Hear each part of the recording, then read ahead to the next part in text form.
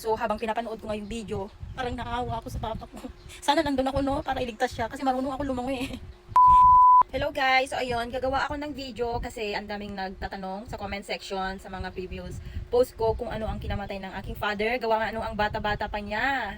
So anyway, bago ko sabihin sa inyo, gusto ko munang mag-thank you sa inyong lahat. Thank you so much sa mga message nyo, sa mga comfort nyo, ganyan. At syempre, sobrang thankful din ako sa aking Diyosawa kasi halos lahat siya yung gumasto sa pag-ano ng aking papa, sa lahat ng funeral cost sa ano ng aking father. Halos lahat siya yung gumasto guys, pati sa aking ticket. Sobrang supportive niya talaga guys.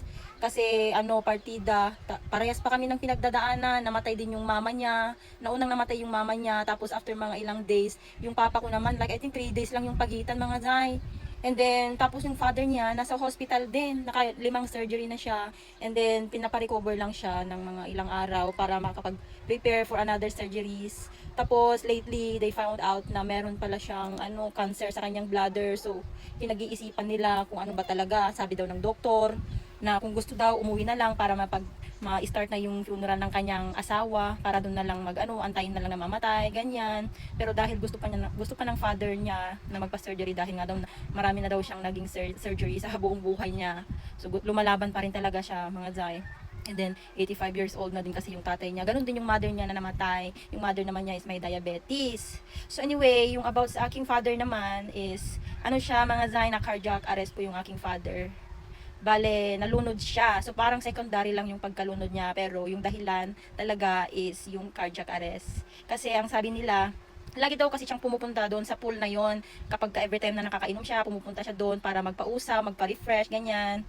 Tapos nung panahon na yun, mga Zay, nung panahon na namatay siya, nung time na yun hindi siya masyadong nakainom. Kumbaga pumunta lang siya doon para sabi naman nila marunong naman daw lumangoy yung aking father, kahit na sobrang lasing pa is nakakalangoy siya. That time hindi naman siya masyadong nakainom. So parang nag-isip ako, kaya hiningi ko yung CCTV kung ano talaga yung nangyari sa father ko.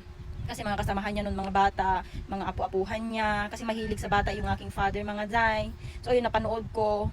And then, pagkatalo niya sa pool, pinipilit pa niyang pumunta sa corner para makakapit. Nakapunta pa nga siya doon, nakita ko marunong siyang lumangoy, mga Zay. And then lately, parang hindi na talaga siya umahon. So ayun, cardiac arrest nga. Sabi nila kung lunod yung kinamatay niya, masusurvive pa yung buhay niya. Tsaka kung na-cramps man siya, hindi siya mamamatay kapag cramps lang. Pero kapag once na cardiac arrest, kasi magi-stop talaga yung heartbeat mo dyan eh. So ayun, kumbaga secondary lang yung pagkalunod niya.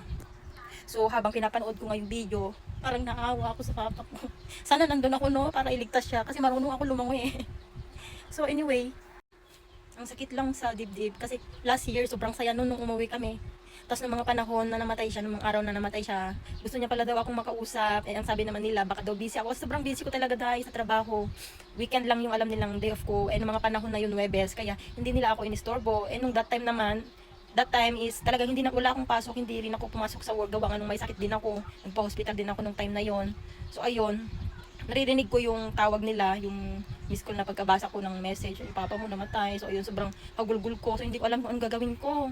Tapos pagkakausap ko sa aking Diyosawa na mag-file ka na ng leave and then umuwi ka. Ako lahat bahala sa gastusin lahat. Mga ticket, mga gastusin dito, ganyan. So anyway, masaklap.